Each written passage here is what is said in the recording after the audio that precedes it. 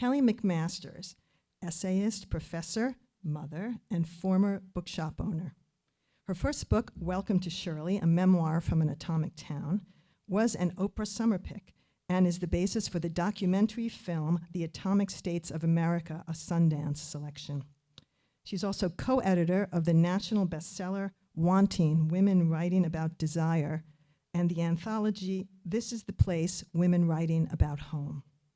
Her writing has appeared in The Atlantic, The New York Times, and The American Scholar, among others. She holds an MFA in nonfiction writing from Columbia's School of the Arts, and she's currently Associate Professor of English and Director of Publishing Studies at Hofstra University. In The Leaving Season, she chronicles the heady rush of falling in love and carving out a life in the city, the slow dissolution of her relationship in an isolated farmhouse, and the complexities of making a new home for herself and her children as a single parent. She delves into the tricky and often devastating balance between loss and longing, desire and doubt, and the paradox of leaving what you love in order to survive. The book has been described by critics and fellow writers as honest and absorbing, profound, and gorgeously written. Please welcome Kelly McMasters.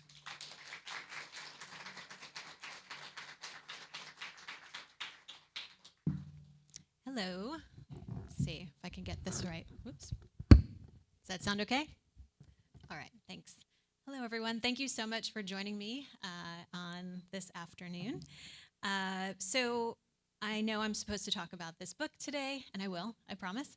But as I was thinking about what to tell you, and to tell you the story of this book, at this library, I realized this library is such a part of this book. So I started writing that story, and then I realized to tell you about the story of this library, I had to tell you the story about my hometown library, and so this turned into a love letter to libraries, so please indulge me. And I think the way that today is going to run is I'm going to speak to you a little bit. I'll read a bit from the book, and then Jeff is going to join me back up here for some questions on these frighteningly tall chairs that I hopefully won't fall off of. In the winter of 2012, I opened a small bookshop to save my marriage. Instead, I ended up saving myself. I chronicled my 2 years as a small bookshop owner for a column in the Paris Review Daily called Notes from a Bookshop. I tell this story at the center of my book, The Leaving Season. A notebook was the one thing I could not live without when I was running my bookshop. Stacks of old notebooks sit at home next to my desk filled with thoughts on books. Books I needed to order for the shop, books I needed to read, books I loved or didn't, as well as observations about my customers, ideas for my column, dreams, and to-do lists. These journals became an archive of my time in the bookshop and the inspiration for The Leaving Season, though my obsession with books started decades earlier. The blue-collar Long Island town where I grew up didn't have a bookstore. That was Shirley, the heart of my first memoir. I lived in the public library instead. As a child, I dutifully stacked the allotted 10 books in my scrawny arms each week, and later as a library page, one of the many part-time jobs that saw me through high school. As a first-generation college student, the Vassar Library became my security blanket, even if I didn't have the guts to speak to a librarian until my sophomore year. I would just sit in the stacks under the stained glass and feel at home. A room full of books has always been my strength and solace. I grew up moving around a lot. My dad was a golf pro, which sounds very luxurious, but required us to move every season. So spring and summer was spent at a golf course, and winters were at ski mountains, because he'd lose his job every season, right? He'd teach ski school, run up and down mountains on the EMS crew, and make snow. Every season we'd move to a new town, and the first thing my mother and I would do in the new town was find the local library. Once we moved to Long Island, where we had our first main home, where we stayed for a longer period of time, the Mastic Merch's Shirley Library became our library, and I was there multiple times a week. As soon as I could, I moved from the children's room to the YA carousels. I devoured every Christopher Pike novel I could find. I was the youngest of my childhood friends on the block, so when the first of us turned 13 and was allowed to take out Judy Blume's Forever, I huddled under some bushes at the dead end and read the book in one gulp. In those days, the YA world was much smaller, and I couldn't wait to get into the real stacks. I finally did when, in high school, the library gave me my first job. This was so long ago, and minimum wage was so low that we had a cash box in the break room where we would just sign over our checks every week. I usually ended up with 30 or 40 bucks, but I took home much more. The other kids working in the library became like a family to me. Angela and Leah and Jenny and I laughed, danced, cried in the stacks together over the 3 years we worked there. This was 35 years ago, and I'm still in touch with all of them.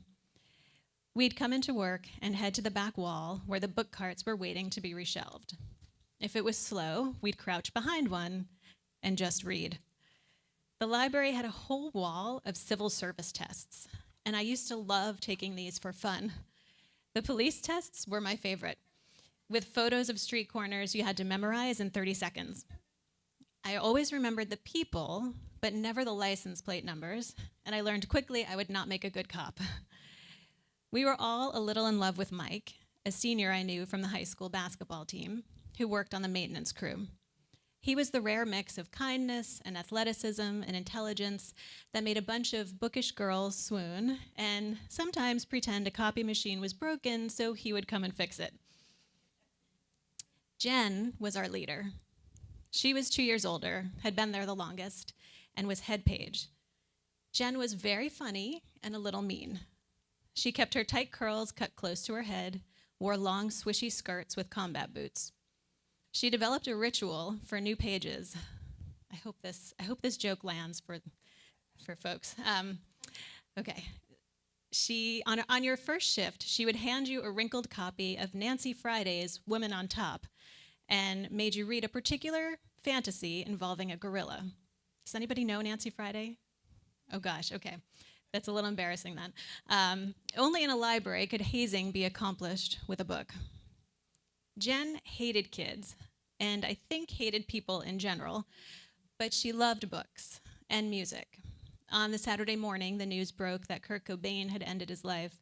I walked past Jen's car to the library to work that morning and saw her weeping into the steering wheel. She felt deeply, even if she rarely showed people. Jen ended up spending the rest of her life in that library. She kept her job while attending college and at some point made the move over to librarian in the adult section. When I went back to the library for a reading after my first book came out in 2009, she was there, still wearing her tight curls close to her head, still wearing her swishy skirts and combat boots. She died a few years later at 39 in her kitchen of an unknown heart ailment. I like to imagine she had a pile of library books on her kitchen table that morning. Later in rural Pennsylvania, when I became a mother, libraries were again my tether. Much of my children's book collection came from the 10-cent library book sales. We went to the Bethany Library a few times a week, which was in a little house next door to the church that held my kids' Montessori preschool, or the Honesdale Library on Main Street, also in a Grand Victorian. If I had a lot of time to pass, we'd drive to the next town, Hawley, whose library had had a grand renovation. One afternoon, my son, 2 years old, got his hand stuck in the elevator there. It got wedged between the collapsible steel doors, and I was convinced it would come out mangled. As it was opening, his hand just got stuck. He didn't start crying until I managed to free him, and it was one of the most terrifying moments of my life. Still, he demanded to push the buttons every time we went to that library while jumping back before the doors moved because he loved it so much. When I first came to Port Washington, I was a single parent with 2 toddlers, trying to work full-time, support us, just keep our head above water. That son, whose hand got wedged in the elevator, went across the street to Children's Center, and on most days we leapfrogged between the library, Landmark, and our little apartment on a dead end in Manor Haven. This was before the children's room was remodeled, so you might remember this, and still had that strange space shuttle capsule story room, remember? I didn't know anyone here, not a single person in this town. I'd just left my marriage and felt completely lost, so I channeled my mother when we would move each season. Go to the library. This is where I found my community. Now, 9 years later, it's no surprise that the mothers of two of my son's best friends work here. My other son's best friend's mother runs the tutoring program here on Tuesdays. My closest writer friend in town is president of the Library Foundation, and the Port Washington Library is also where I wrote much of this book. I joke that the North Room is my office. The view of the bay from there is spectacular. The birds flock back and forth, and you can sit for an entire 2 uninterrupted hours for free. I can't explain what kind of gift that was to me. This library has been here for me in so many ways. When I moved here that first summer, I learned about the Museum Pass program. Thank you, FOL. On the weeks I didn't have camp or childcare, I ran what my kids and I called Mom Camp, which essentially meant we'd go to whichever museum had passes available that week. We came to paperback swaps, story times, coding classes, great library card adventures, science events where the kids held iguanas right here and ate chocolate-covered grasshoppers, learned about dry ice. We looked at the amazing art in the hall and historical photos in the archives. We ate an embarrassing amount of pirate's booty on the terrace. The ingenuity of the 3D printing that went on here during COVID was astounding, and I felt so proud of the way the library responded to our community's needs, offering people Wi-Fi in the parking lot. A few months ago, in preparation for their visit to Hofstra, I looked for a copy of George M. Johnson's All Boys Aren't Blue, and was concerned when I couldn't find it on the shelf in the teen section. This is currently one of the most contested books in our country, and I was concerned our library had pulled it. I asked the teen librarian, who confirmed it should be there according to the circulation records. We checked the shelves together as he explained, sometimes the kids are too afraid or too embarrassed to bring these books to the checkout desk, so they just take them home without checking them out. The library didn't mind, he said, because they always return them. I told George this story when I met them, and they confirmed that this is the case in many libraries. And they were so grateful to hear that Port Washington Library handled it this way. Long Island has a lot of amazing libraries. The Mastic Moriches Shirley Library was the heart of my town out of necessity. In Port Washington, it just is. There's so many things to do here for the community, but this still remains the heart. The building of Mastic Moriches Shirley was a place of transformation for those who needed it, as I believe all libraries are. It was a safe harbor for Jen for her entire life. It gave me quiet and friendship and unlimited access to books when I needed them. I was the first person in my family to go to college, and working at the library was a big part of that journey for me. And that cute janitor, Mike, he worked his way up over the years to become the director of that library.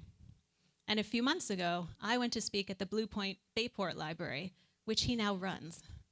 Libraries allow for that kind of transformation and hope and magic. When I first walked into this building, afraid, alone, a tiny kid in each arm, I never could have imagined I would write most of this book here, much less stand here before you today. A few weeks ago, my son mentioned his hand getting stuck in the elevator. When talking about it, it became clear he thinks it was this library. Out of all the libraries that have been home to us, this is the only library he remembers. And I'm fine with that. He's lucky to have it, and so are we. Thanks.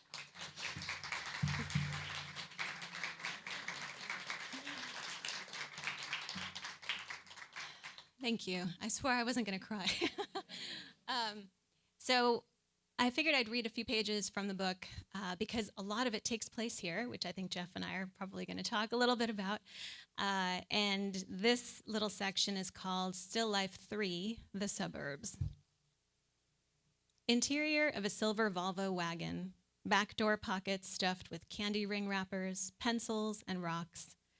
I am looking in the rearview mirror, or over my right shoulder into the back seat, my left hand on the wheel, right hand on the seat back next to me.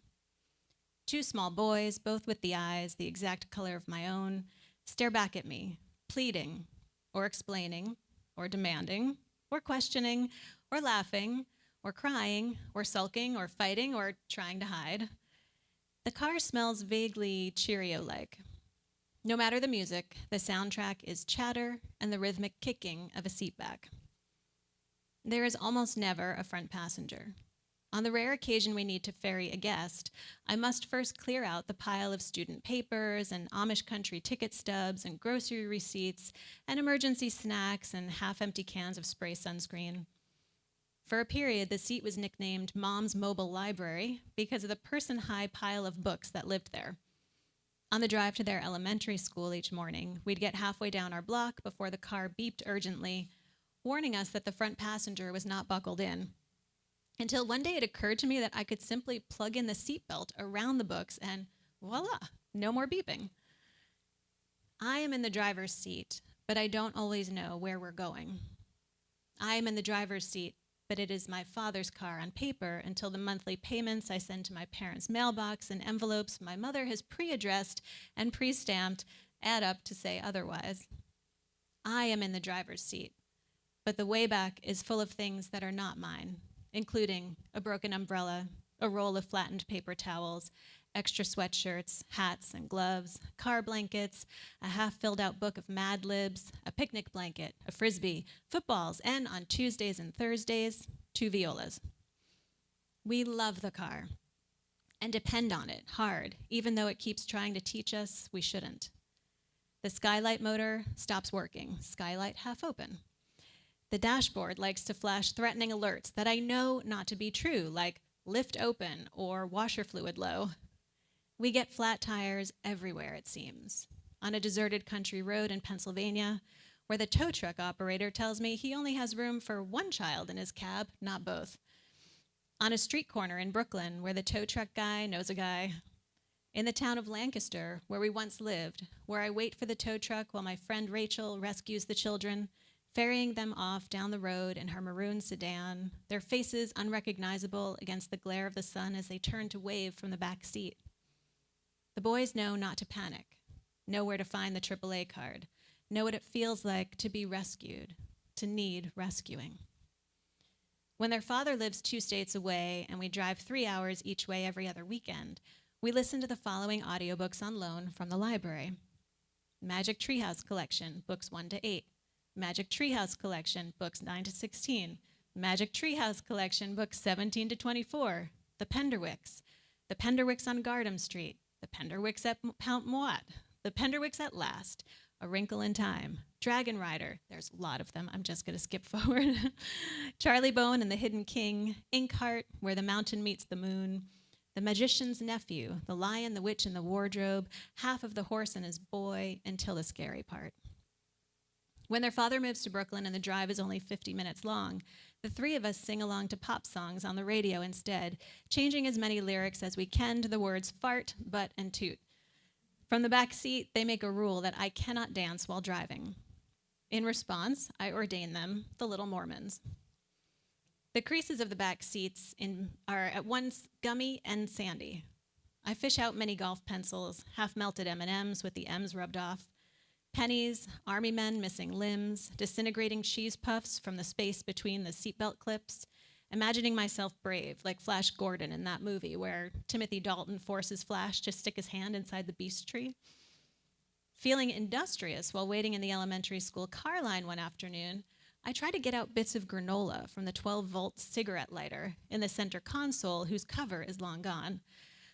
I unfold a paper clip and begin to tweeze out the sticky clumps of oats until I give myself a shock. Like the game of Operation. The center console USB port never works again. One morning, the 3 of us go out our front door in a flurry of backpacks and coats and feet stuffed halfway in sneakers. We get into the car, snap into our seatbelts, and wait for the clock to flash to life, to see how many minutes we have left to get to school before the first bell, but the car doesn't start.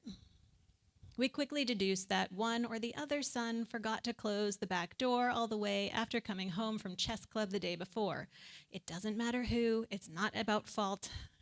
I try the ignition again and again, but pretending doesn't help. The battery is dead. We get out of the car and stand in the driveway. Their small little faces are looking at me like I will know what to do. And suddenly, I do know what to do, or at least what to do next. I push down the worry about how to get a jump and whether I still have the cable kit my father gave me somewhere in the basement, and how much this is all going to cost since I don't get paid until next week. I switch on a bright smile before turning to them and slapping my hands against my knees. Okay, my little Mormons, let's get walking. At the end of our block, I turn back and can no longer see the silver glint of the car in our driveway. But I know it is there, a quiet and unmoving block of steel, as the three of us continue on our way up the road hand in hand. What begins as adventure quickly turns tiresome, and in another 2 blocks, my older son's book bag is slung over my shoulder, and my younger son rides on my back. We have a long way to go, most of it uphill. We certainly won't make it by first bell, but we'll make it. Thank you.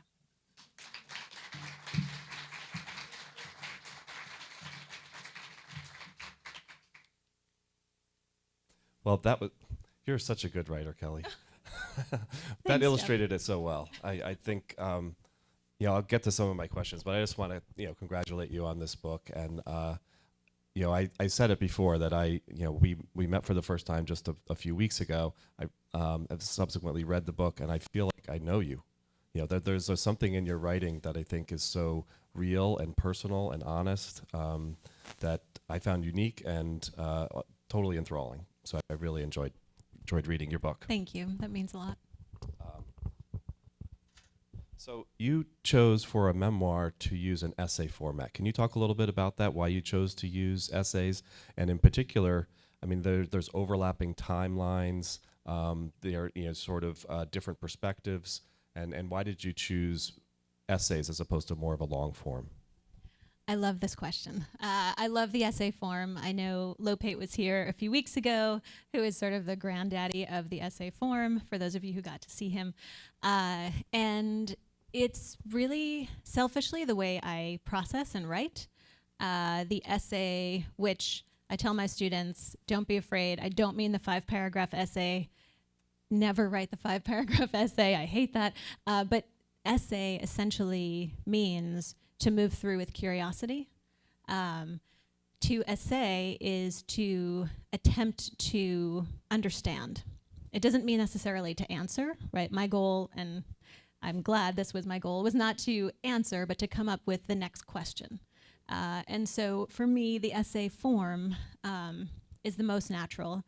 And with this in particular, with this book, a lot of it is about grief and leaving, right?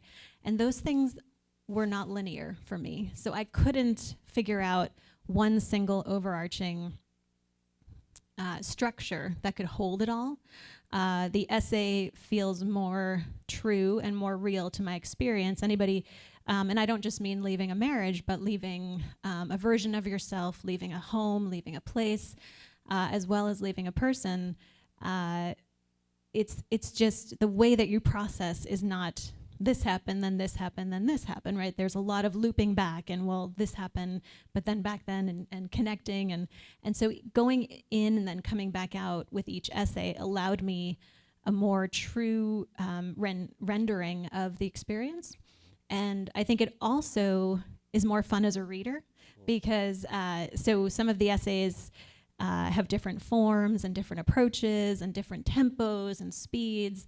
I have these 3 sort of little lyric essays, like the one I just read, interspersed, and for me, it allowed me to deploy a different narrator. So this book is separated into 3 parts, and a lot of the landscape has to do with identity. We are different people in different places, and so I was a different narrator, a different person in the city than I was in the country, than I am in the suburbs.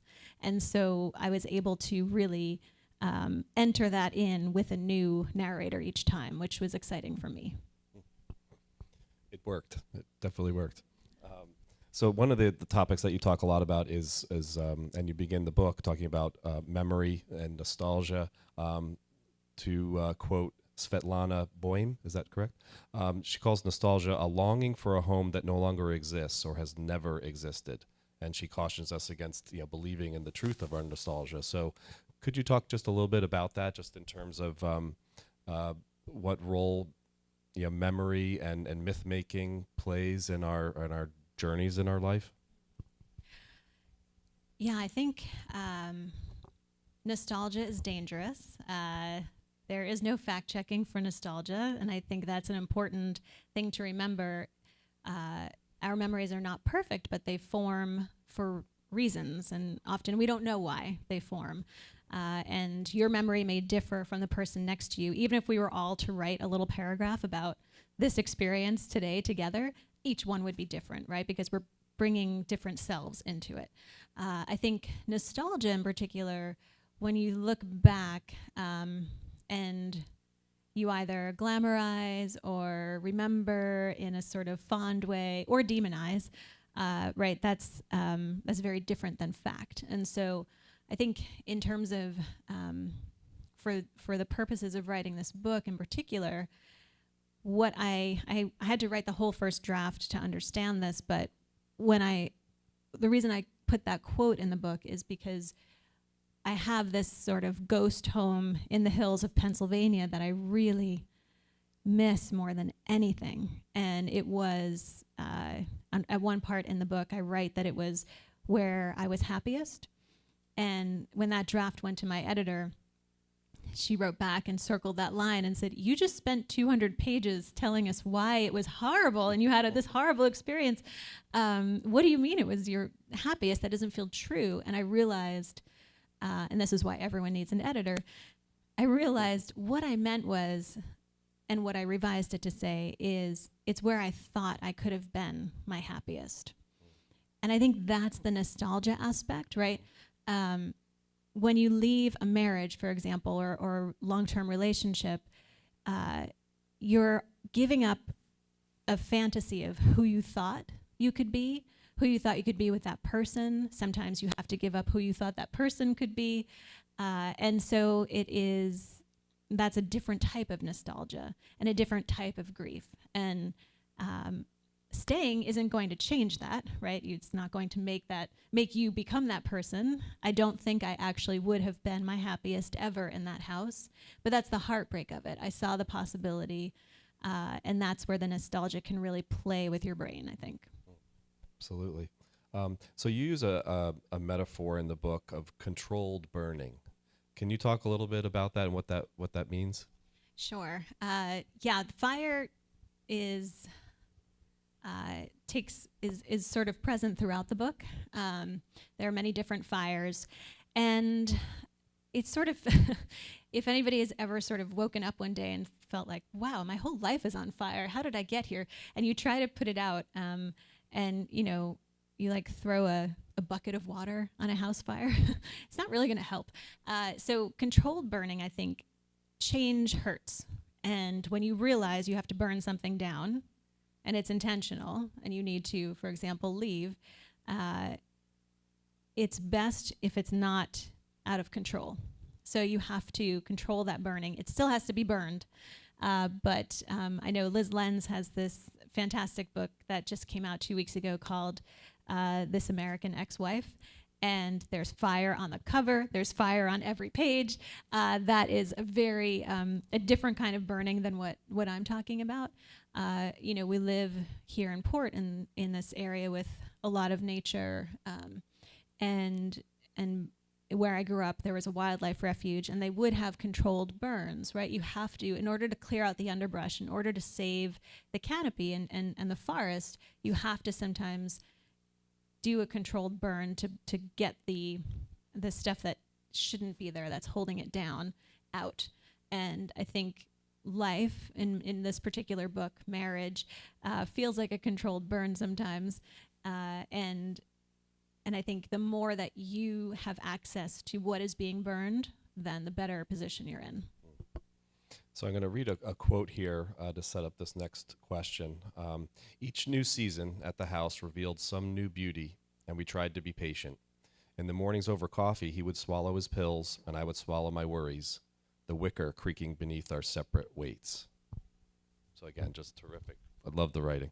I think what this is illustrating, though, is that contrast between the myth of what we think marriage or adulthood or parenthood or whatever it might be is, and the reality, and the tug of war that goes on between those, which you cover, I think, as a central theme in your book. So have you come to a new understanding of how to sort of, you mentioned mixing, hope and imagination, so that even if the plans don't work out, you need to have the hope and the imagination, the dreams to get there. So where are you now in terms of that tug of war?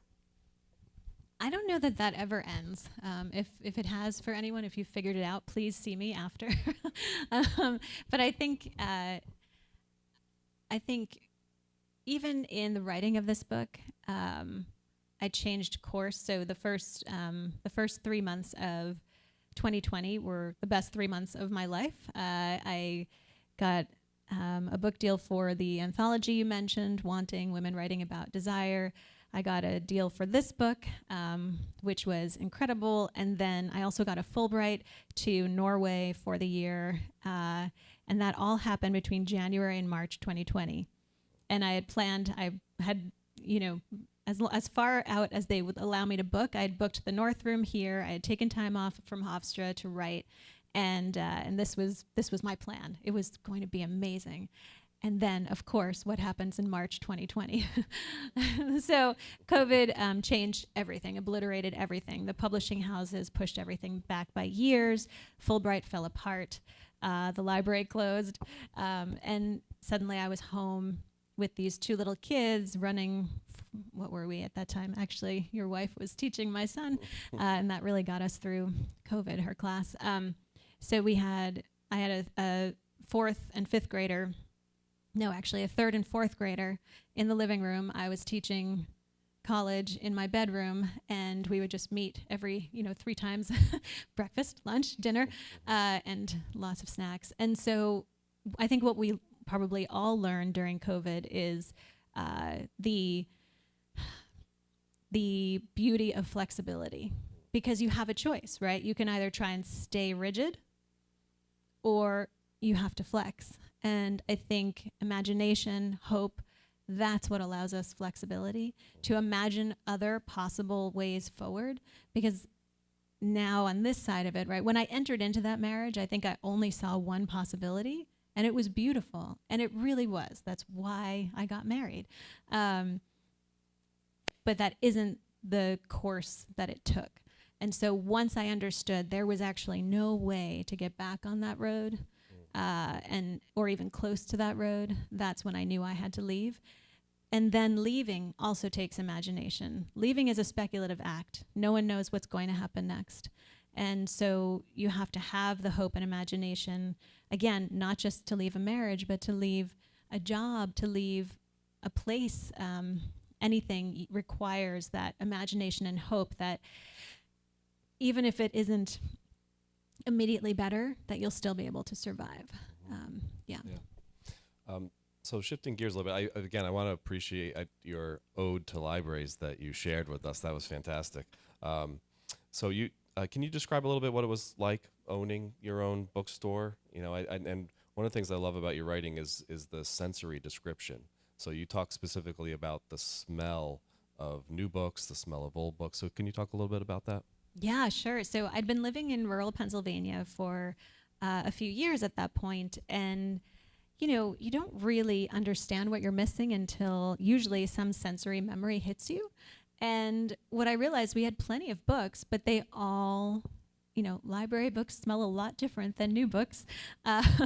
And part of me loved that, right? The stink of old books, right? And I remember, because we also had no bookshop near. I had to drive an hour and a half to get to a bookshop for a new book. And we didn't even have a mailbox, so Amazon was not really an option. And so when that first day I kind of sliced open that first box of books, it was just that smell of ink and fresh paper. I mean, I'm sure the chemicals are not good for you, but they smelled amazing. And that my son, who now walks here from Weber on Fridays and hangs out at the library on his own, was a baby, and I had him in my in the little carrier. And so that first few days when we were setting up the shop, it just is full of, nursing him in the back room, trying to figure out what I can accomplish while he's napping on the chair, and just putting all of it was 250 square feet, $250 a month, right? So it was low stakes, small room, and I filled it only with books I loved. So it was, off the main street of a tiny town.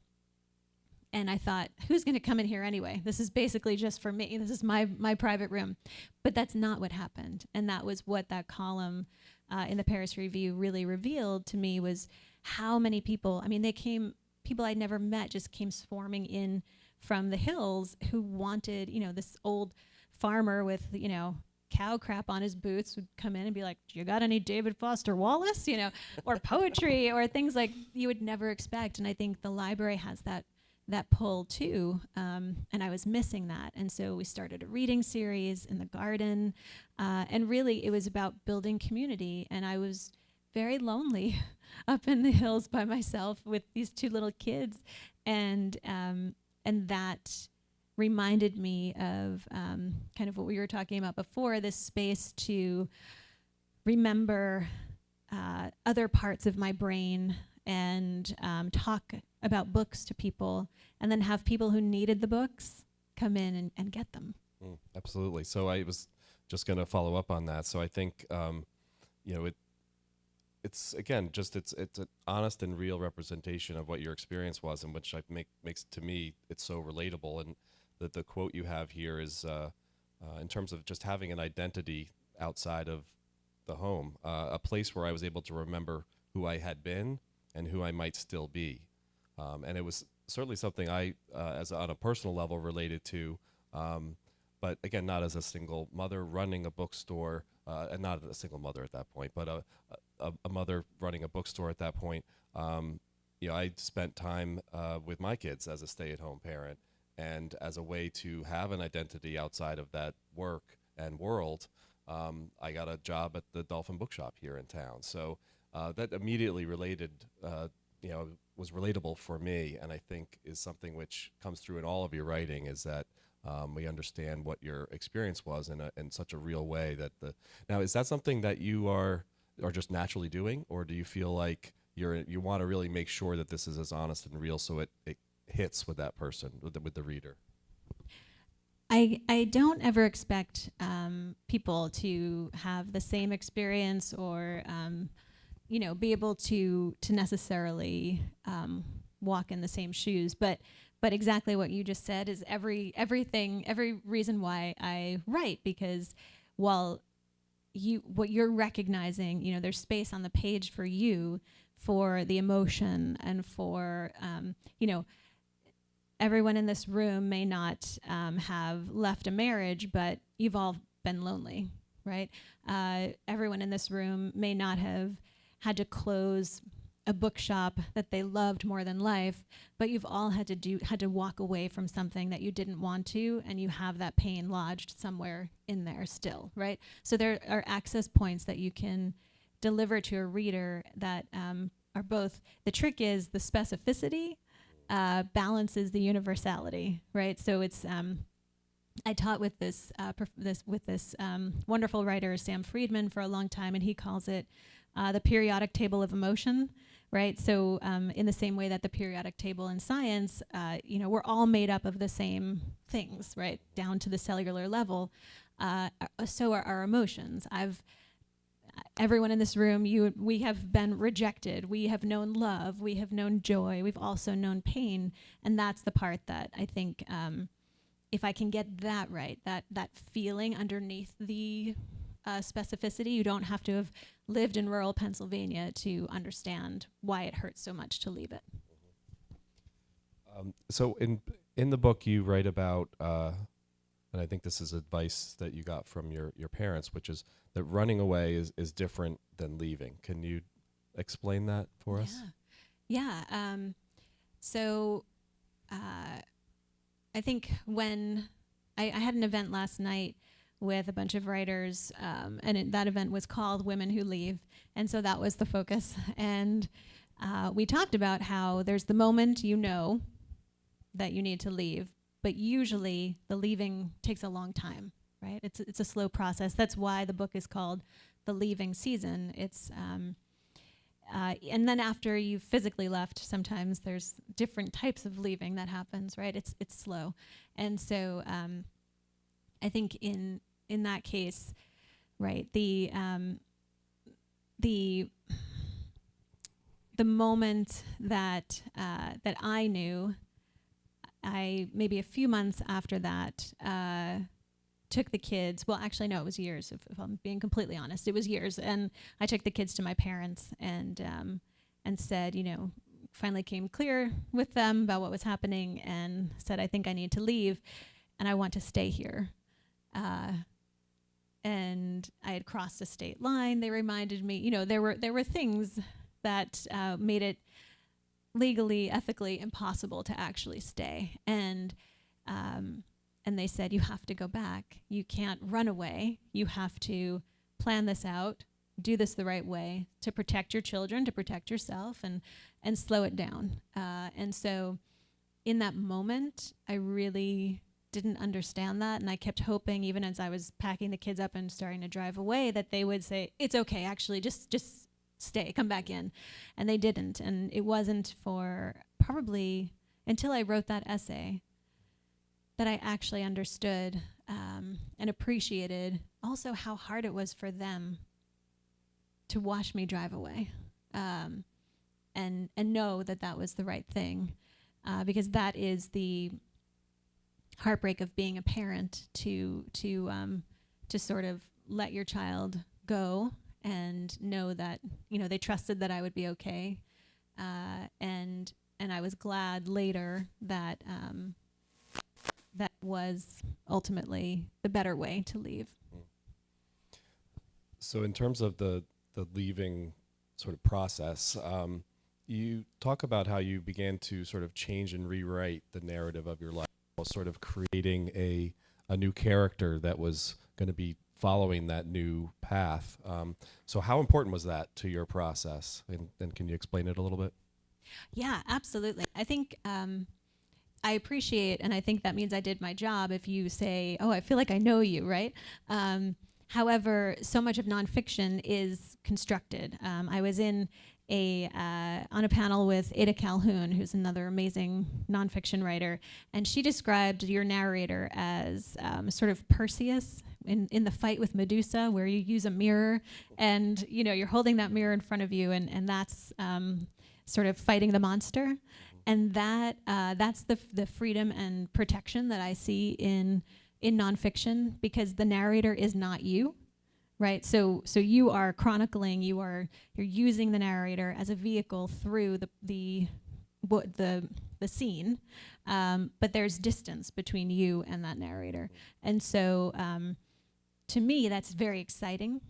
There's so much of my story that is not in the book, and what is on the pages is deliberate, constructed. It's a narrative. It's my job, right? And yet, I don't want you to know that while you're reading it. And so the narrator really feels like like armor to me. And I love being able to slip into different versions of myself and remember them too, right? There's this one moment where I returned to my college campus, and I'm in this little field, and I remember being in that same spot the day after I turned in my thesis, and remembering all of the hopes and beliefs and energy and what it felt to be 20, and just realizing how far away from that version of myself I was, And I think in that way, that's sort of the human version of the writing part, of being able to be both people at the same time. Mm-hmm. So you go on to describe, that it was a difficult challenge to publicly, tell people that you were a single mom, and you describe an important moment when you share this with a colleague who responds by saying, "Good for you." Can you explain why that was important to you? Yes. Yeah, when I first moved here, and I see some, folks in the audience who I think I probably unsuccessfully tried to hide these things from when I first met them, in kindergarten or just as another parent, and it felt very shameful to me. I was also still in the middle of the process, so my divorce took years and years, and it's so you don't know what to say or how to describe yourself, and I think in working, so I moved here for a job. And so it was very important to me. It's a, tenure track position. Everything is under the microscope, and it's terrifying. Like any job, but that in particular, I needed them to essentially hire me forever.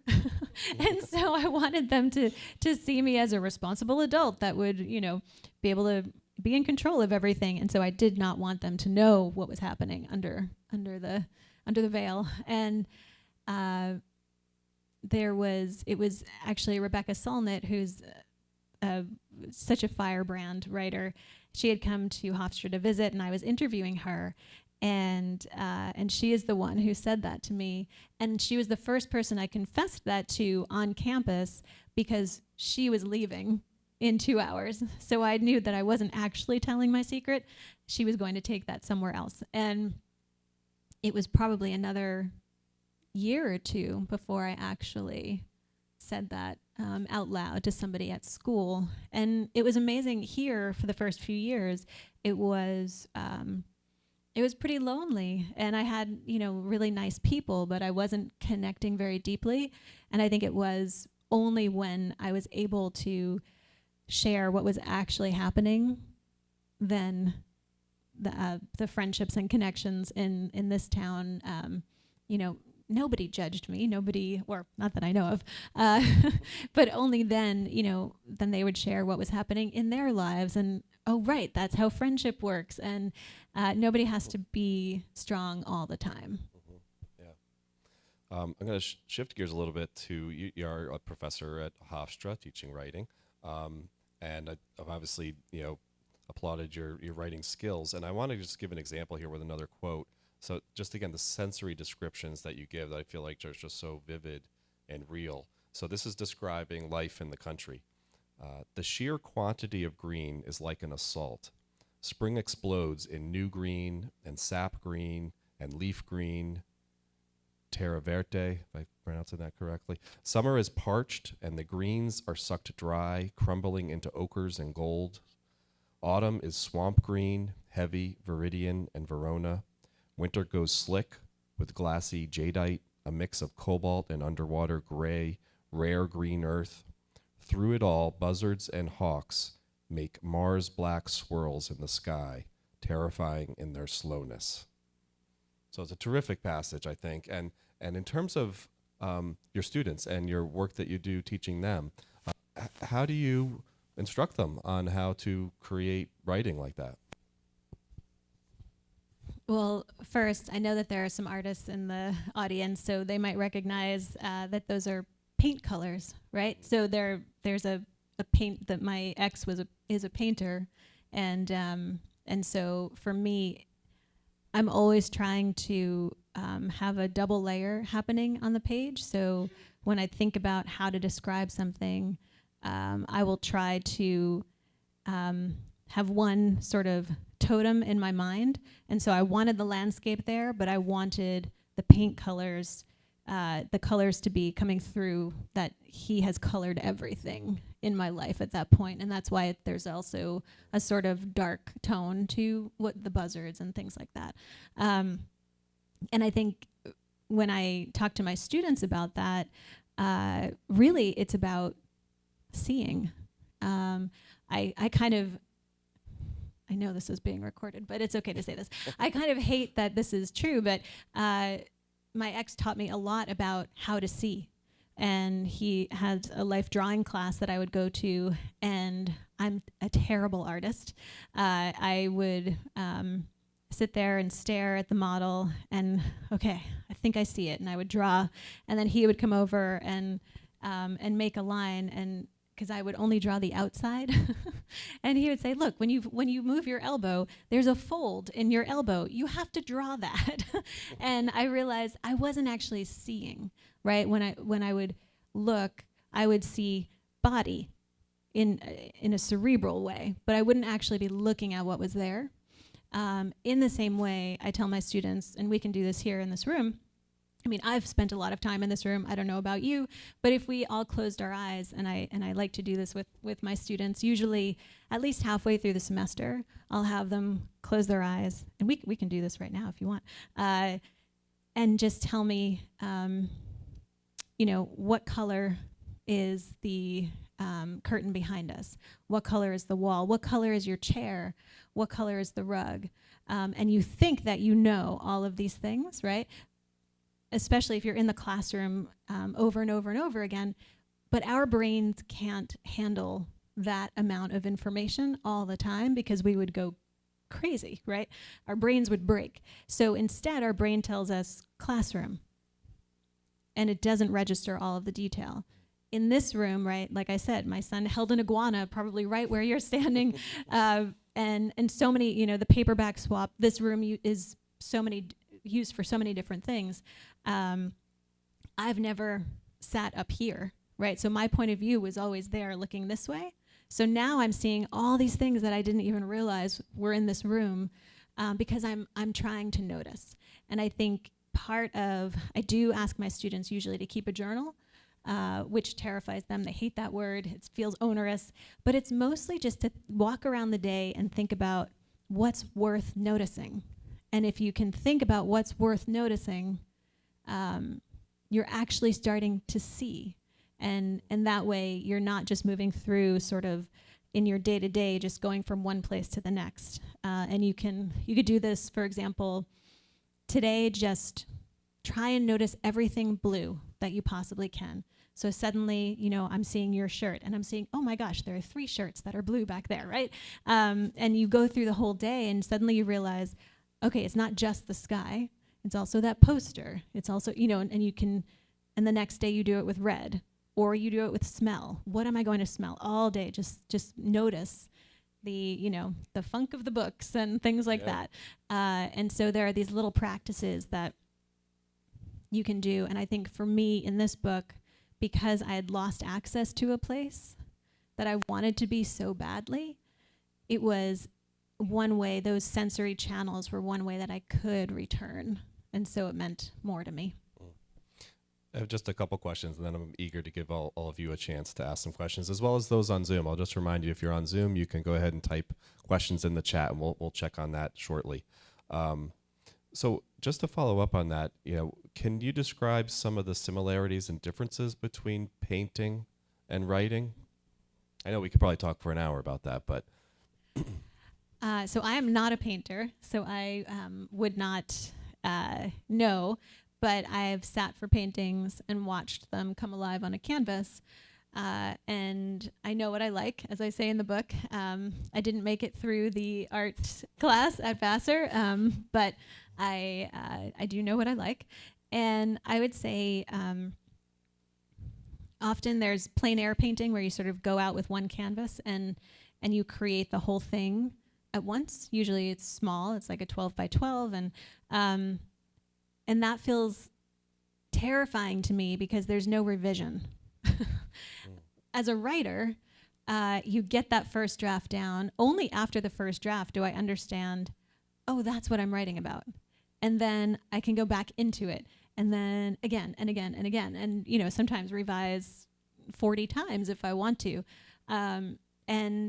And that feels, I think, every so often I would try to paint, and it just felt so permanent from the first mark that I can't work that way. For me, it's, not being precious about my words, that's a much easier freedom. And then with this book, yes, at some point you have to stop revising and you turn it in and they print it, and that's terrifying. And then you see it in a bookstore and that's terrifying. And you see it in someone else's arms and that's terrifying. But you get to put it on the shelf and walk away and start the next thing. Yeah. So that's the freedom that I like. Yeah. So as you began, your talk earlier, that obviously you're residing here in Port Washington in suburbia, and I'm not going to spoil any of it, but I think for those of you who do live here in Port Washington, there's a couple of the essays which make clear reference without naming names of a number of different locales and locations here in Port Washington, which I think for those who live here, you'll appreciate hearing about those places. And of course, I encourage you to buy the book to dig into that. But one thing you do mention as you began to settle into a new sense of home here, you mentioned that you started to find your favorite ice cream place, your favorite pizza place. So no judgment here. Favorite pizza place? Oh my God, that's so controversial. I know. One of your favorite. Okay, one of my favorites would have to be Sarah, which is no longer going to be making pizzas. So again, nostalgia. We can only remember what it tasted like. No, in my family, we all have different. My oldest son is going through, I know, don't hate him, a Domino's phase. How is that even possible? When you have, all, but we it depends on what we're getting. Then we'll change around and yeah. Okay. It's a little fun there. So just to sort of wrap up this part of it, you describing, obviously, as you said, the three different parts of the book and different homes: an urban home in New York City, a rural home in Pennsylvania, suburban home here in Port Washington. We've talked about sort of the nostalgia or memories of home. And then, towards the end of your book, you're really talking about finding new home, but again, not realizing that you already had. Can you talk just a little bit about that? Yeah, absolutely. I think that was one of the gifts of the book, of writing the book, is coming to that understanding. So initially, this is one of those funny things about writing a book, COVID, how long it takes to do these things. On proposal, so for a nonfiction book, you write a book proposal, and that's what you go to the editor, to the publisher with. And in the proposal, it was the city, the country, and the Arctic. And so the suburbs had no part of it. And when we were talking, because I was going on this Fulbright, and I would be in the Arctic Circle, and that's where the book was going to go, because icebergs were like divorce and all of this stuff. So, and then when, between COVID and then talking to the editor, she asked, well, where are you living now? And I said, Long Island. And now I grew up here, right, South Shore, Suffolk County, but I grew up on the island, and it was the one place that I swore I was never going to come back to. And then this is where I got the job offer. My family is still here. And so I'm like, I can't believe I'm bringing my kids back to this island that I swore I had escaped. And so I was very, I don't know. I was like a 2-year-old just having a tantrum about it. I was very grumpy about being here. And she said, well, that's interesting. I think you need to write about that. And I was like, no way do I want to write about that. And then, of course, I wasn't going to Norway, and I had to find an ending for this book. And I thought, okay, you know what? I am going to try and write into this. And in the meantime, my attitude toward Port Washington in particular, Long Island, my communities, was also shifting. It was when, between COVID and just whenever something happens and you need other people, realizing, wow, this community is incredible and I have amazing friends here, and why am I being so grumpy? what I realized was I had all these plans. Well, when I get tenure, I'll move here, or when I do this, I'll move here, or we'll do this. And meanwhile, the kids and I are coming to the kitchen table day after day, and that is home, right? That is our family. And I started to kind of relax into it. I was, I had all of this cast off furniture in my rental, and I thought, well, when I can make enough money to get the new couch, then this will be the living room that we can actually have people over and live in. When we get, when I get a car, then I can be part of the carpool and all of these things. Meanwhile, life is going on, and the kids are getting older, and everything's moving faster. And that's their home. They are experiencing home. Whether I like it or not, I can't control it. This is their home. And the irony is my kids love Long Island so much. They love this town. They love Long Island. And now there's no way that we're going anywhere. And, I do too. Well, I have to say we're very lucky to have you here in Port Washington. And thank you so much for taking these questions right now. So I do want to take some questions from folks here in the audience, and then we'll take some from up on Zoom. Can you share with us which writers you read that have resonated and affected you in your writings and in your perception of things? Yeah, I have a lot of favorites. I could probably be here for another hour telling you, but I would say for a long time, the first writer I met in person was Susan Orlean, which I think, not Susan Orlean, but she is on my list, is Terry Tempest Williams. And she wrote this amazing book called Refuge, and it's an unnatural history of her family in the West and cancer and the atomic experiments out there and nature. And so she was the first writer I met in person, and it was the first book during that period. My mom was going through breast cancer, and it was where I saw myself in the pages, and I understood that it was nonfiction. I didn't know what to call it. I didn't know what it was. I'd only really read novels up to that point, and I think that moment really, looking back, was the moment that I, whether I knew it or not, became a nonfiction writer. I would say, Joan Didion, James Baldwin, Rachel Carson is hugely influential for me. Rebecca Solnit. There's when I first wrote, I saw myself as a poet, even though I'm a terrible poet, but I love writing poetry. And so, Mary Oliver is one that I just adore, and Anne Sexton I loved when I was a teen. And there were also, I was thinking, my sons are really into music right now. And I was working on this essay about music when I was their age. And a friend of mine is a music journalist and just interviewed Tori Amos. And I thought, I still know every line of all, of her albums. And so I think music also was really important.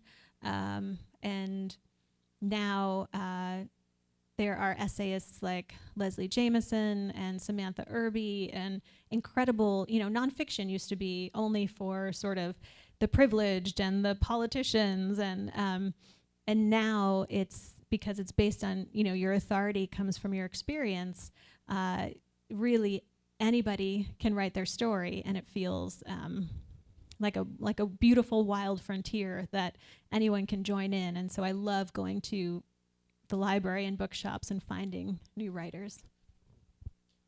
Other questions? So we'll take one here, and then we got some up on Zoom. Hi, Kelly. Thank you for your introduction. I didn't know I was going to need a tissue because I cried 3 times during that.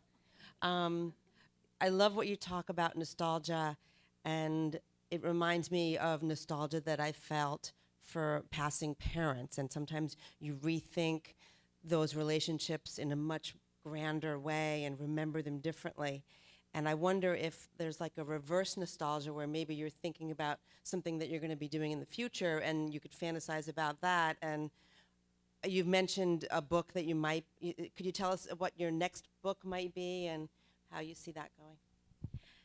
Yeah, absolutely. Yeah, I think actually this part of the book process. So this is the fourth book that my name is on the cover, but my second actual book. The two are anthologies, so that feels a little safer because you're sort of talking about other people's work. And the only way that I can sort of force myself out to talk about books like this is getting back to my sort of North Room, little private space to research and play and get deep into the page and have that flow. And so I'm thinking a lot about the next project, which is in sort of that messy middle. I don't know quite, I can't see it quite yet, but it's research based, and it has to do with journals and diaries and the place that they hold in history for women in particular. I think it's very interesting to me that we treat them as primary sources when, in fact, I know for my purposes, so much of my journal is fantasy, aspiration, not necessarily truth or fact, right? Grocery lists, the domestic, and these are places for women's voices where, especially right now in 2024, where we're in thinking back to when my mother was leaving her first husband, her first marriage, she was not allowed to have a credit card, right? She couldn't have a bank account. I don't know how she did that. And to now, right? It feels so different. So now we're like, well, we have so much more power and privilege. And yet I know that I'm constantly writing fears and things in my journal, right? That's the place where I feel safe. And I think looking back in history, looking at particularly women's journals as a place of why we need to have those voices in the pages, I think is really interesting to me, and what we sort of only say with other women sometimes and things like that. So I'm looking at historical journals, which is pretty fun everybody wants to read someone else's journal, right? So that's been pretty fun to research. Great. All right, so I think we got some questions upstairs on Zoom. Yeah, we have three. The first is, in terms of your writing, how did you access your memories in writing this memoir? Did you rely upon journal entries? Oh, well, yes, I did. I have stacks and stacks of journals, and I love sort of paging through because I'm like a magpie with my journals. I keep pressed flowers, ticket stubs, all of this stuff it's not just my words. And so, mass cards, everything in there. So I build them that way. So it's actually very fruitful to access. And also if I know that, I try to return, I was a journalist first. And so triangulating stories, interviewing people about their experiences, if my memory matches their memory, and newspapers, researching, all of that stuff. Photographs, I do as much as possible. I do not just rely on my memory because memory does not follow rules. Yeah.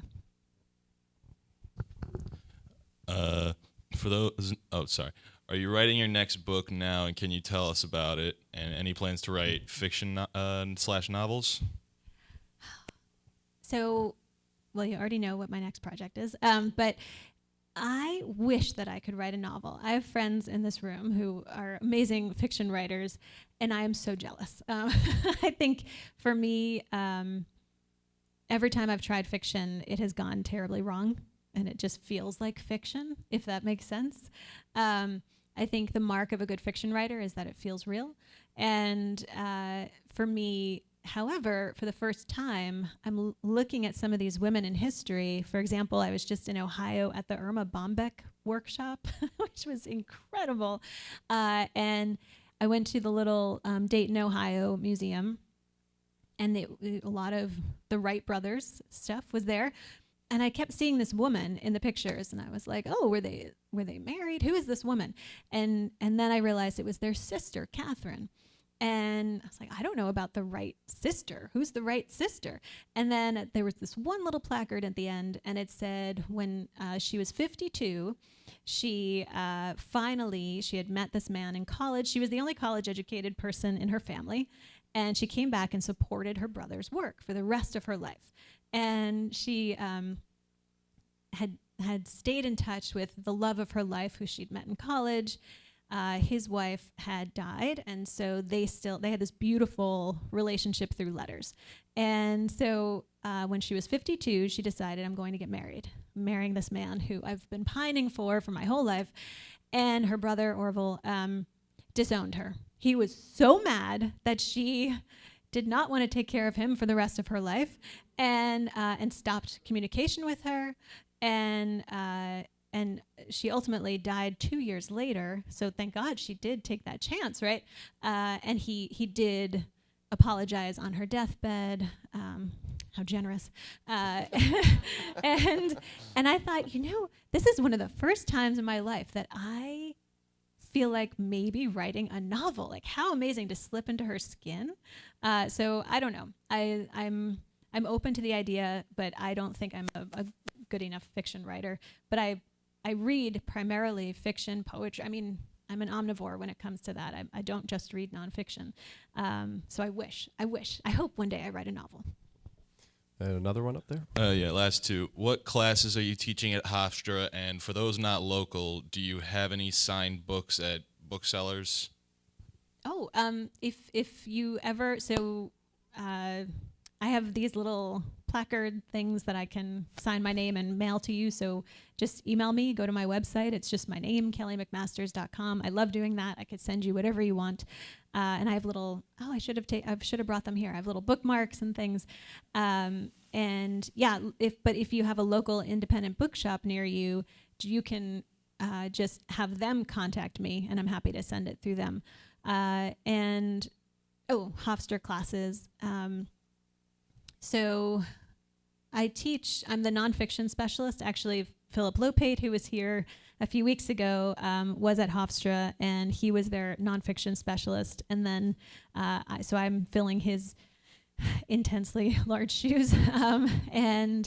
So mostly what I teach is nonfiction, memoir, creative nonfiction, the essay, as well as publishing studies classes, which teach about the publishing industry and the life of a book. A lot of our students come to Hofstra, and it's an English major, but they don't want to be a writer, but they want to be part of the life of a book. And so whether that means being an editor or a publicist or a bookshop owner, these classes are designed to sort of allow them to see how they can fit into that world. So I teach a lot of that too. Okay. Any other questions up there? Okay. And then again, anybody else have any other? We have another question over here. Hi, Kelly. So you spoke earlier about choosing the narrator in your book and choosing what you want to tell. Still, I can't help but wonder, how does it feel when you put so much of yourself on the pages and now facing so many community members or people beyond the peninsula that know so much about you? And what is that like for you? Yeah, definitely talking to a room where I might know people is much scarier than talking to a room of strangers. But it is, for me, ultimately a book like any other book. It also happened a long time ago, so it feels I have a little bit more distance. I think that's something strange to remember, that when somebody just reads it, it's so new for them, something that I've processed and kind of I'm already into the next book. It's and I think there are moments that I almost sometimes forget are in the book, and part of writing it for me was also to I don't know, the word expunge came to mind, to to hand it to other people. My hope is that it's not necessarily like excising demons, but what has happened at these events, right? That is a scary thing. It is very vulnerable to then like, oh, but I think the payoff, if that's the right word, at usually at events, women will come up to me afterwards and share their leaving story. And I wish when I was leaving that I had someone else's story to just keep me company, right?